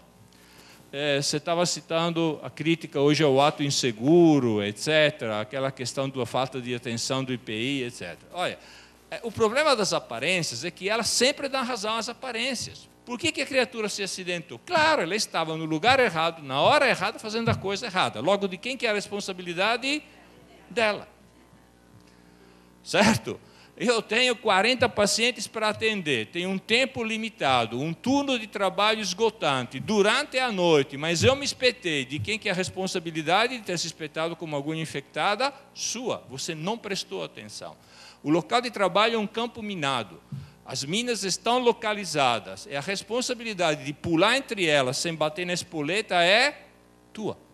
Não de quem deveria tirar as minas para o local de trabalho não oferecer perigo. Se tem uma coisa mentirosa, que precisaria fazer uma campanha rápida e urgente, é o seguinte: rasguem todo o cartaz de segurança colocado por patrão. Guarde ao seu coração, pense na sua família, preste atenção. Não, filho, não é por aí. O tempo máximo de atenção de um ser humano é estimado em, no máximo, 30 minutos numa jornada de 24 horas. Se quiserem, tem um trabalho que oferece 24 minutos de trabalho, pagam $8.000 por mês, tudo pago, material de proteção de primeira, couro, viagens aéreas e hospedagem nos melhores hotéis. Trata-se de desenterrar minas antitanque na ONU. Quer? Quer?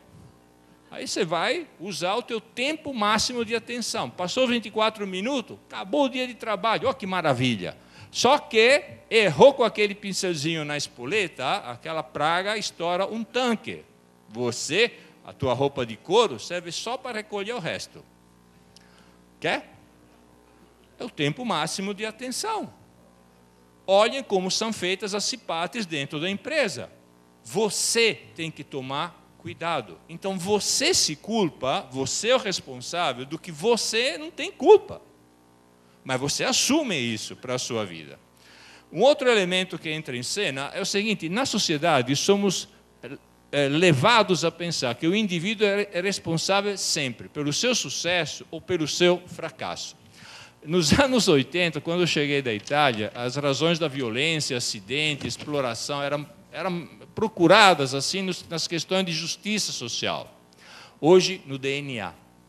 Fulano matou. Não, vai ver no DNA dele que tem alguma coisa errada.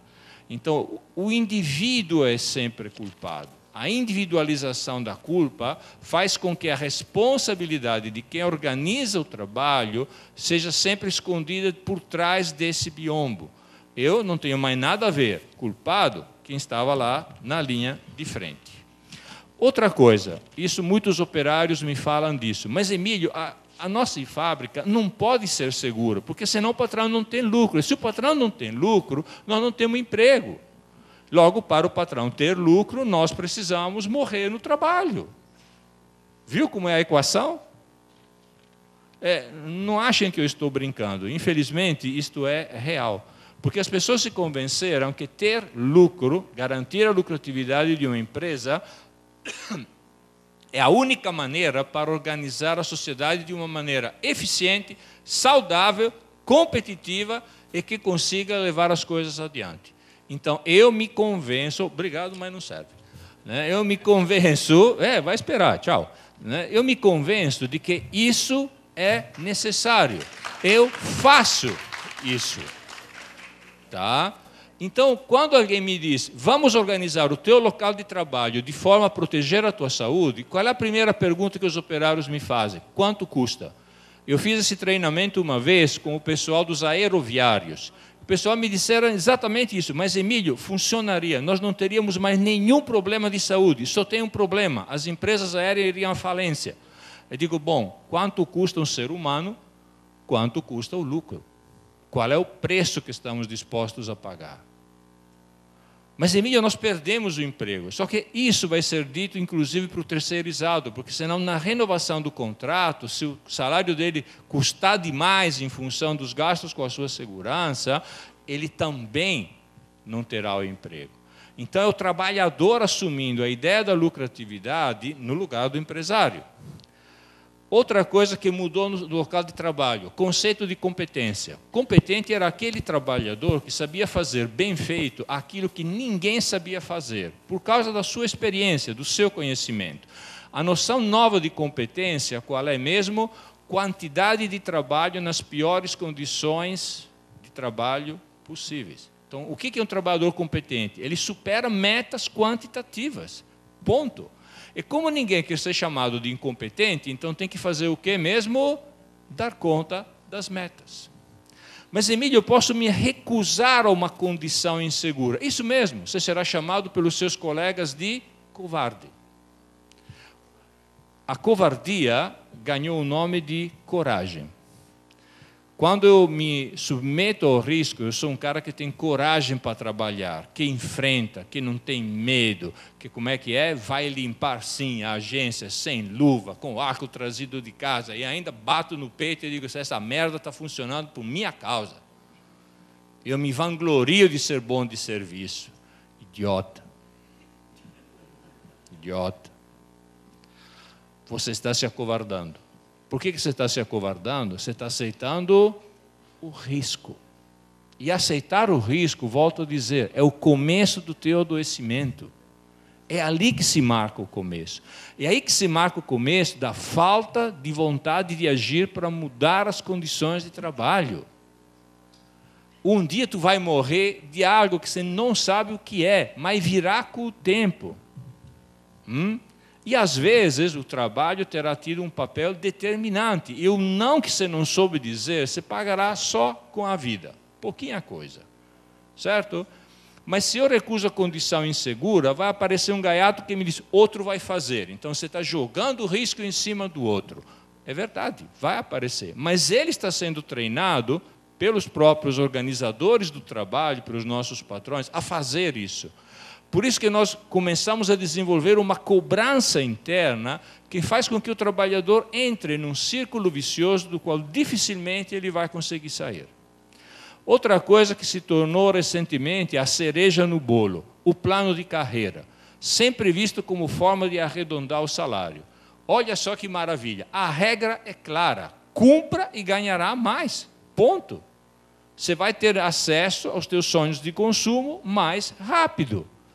Isso é o queijo na macarronada. Você acha que vai garantir a tua empregabilidade, o teu emprego por mais tempo, e se submete porque agora a regra é clara. Se eu cumprir, dou conta. Mas a carreira exige tanto de meta? Sim. A carreira exige subir nas costas do outro? Exige. Então, vá. Qual é o resultado final? Pode ser traduzido numa única frase. Carneirinho bom é aquele que nunca berra.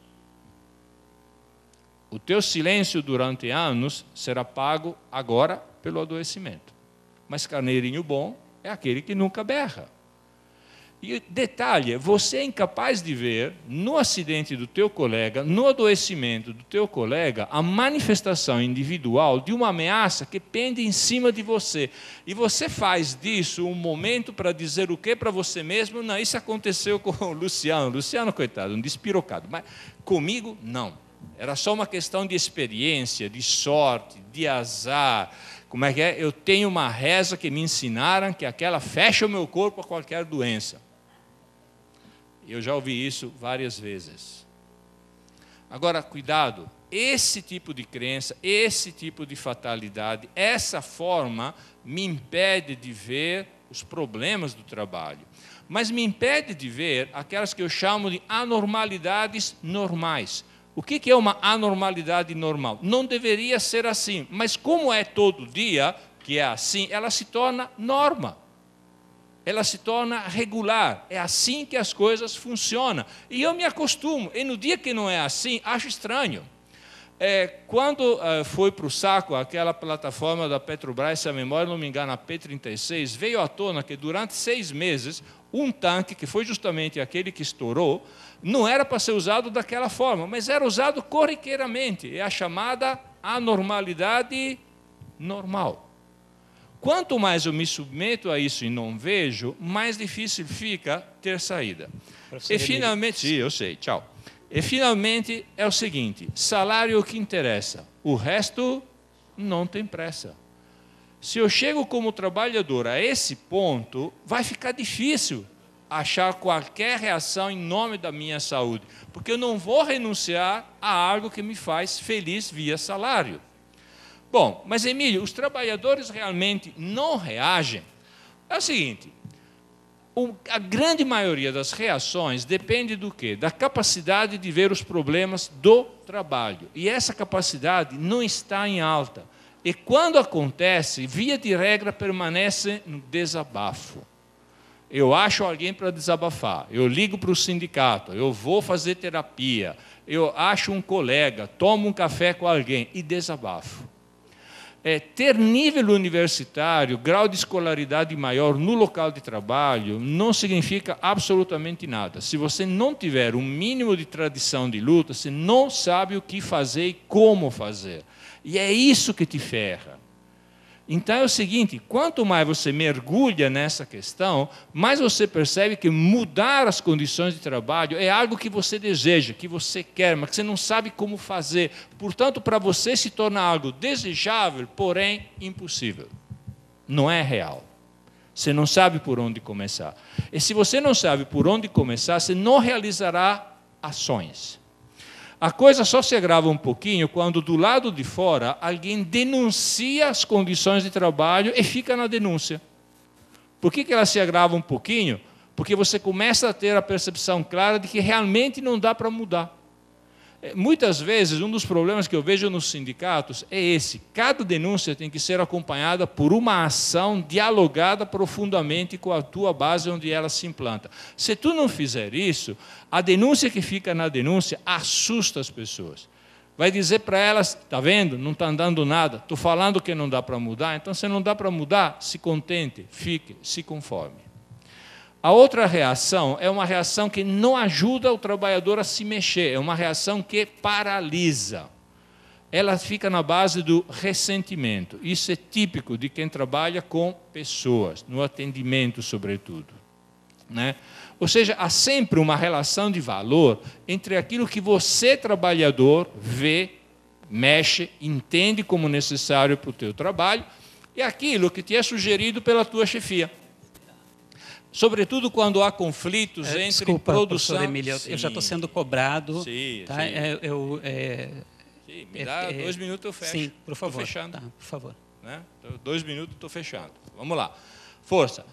O ressentimento, ele nasce quando? Quando há uma diferença entre quantidade e qualidade. A tua maneira de fazer entender o bom serviço é a maneira que a organização do trabalho te diz que é um serviço de qualidade. Quando existe esse descompasso, você começa a perder o sentido do trabalho. E isso gera como reação o ressentimento. Só que o ressentimento não é um sentimento que ajuda as pessoas a se mexer, é um sentimento que paralisa as pessoas. Por isso que quem organiza o processo de trabalho não está preocupado. Você pode ficar bravo, você tem todo o direito, mas você não se mexerá, porque o sentimento que te paralisa é esse. Qual é o desafio central que nós temos pela frente? Traduzir o sofrimento do trabalho em ação a partir da construção de um coletivo que tenha o seu próprio trabalho como centro das suas discussões, do seu interesse, dos encaminhamentos que se fazem necessários. Primeira medida, sentir o que um colega sente. Segunda medida, como é que eles respondem aos problemas? Por que isso é importante? Se eu vejo como respondo aos problemas, como o meu colega responde, eu também entendo qual é a escala de valores que ele usa para montar a sua resposta. Outra coisa, o que deixa as pessoas indignadas? Porque se eu sei disso, eu usarei as brechas para fazê-las indignar um pouco mais e colocá-las em movimento, fazê-las sair desse silêncio que não é um silêncio de quem se conforma no bem bom, é um silêncio de quem se conforma no sofrimento. E isso que é importante. O último elemento, eu dizia o seguinte, quer mexer com a saúde do trabalhador no local de trabalho? Simples, seja um interlocutor da leitura coletiva do trabalho. Tu tem que virar uma espécie de armador do time de basquete. Ele nunca faz muita cesta, mas todas as jogadas que viraram cesta saíram de suas mãos. Sim, eu acabei. Muito obrigado, então, professor Emílio. Vamos passar, então, para o debate.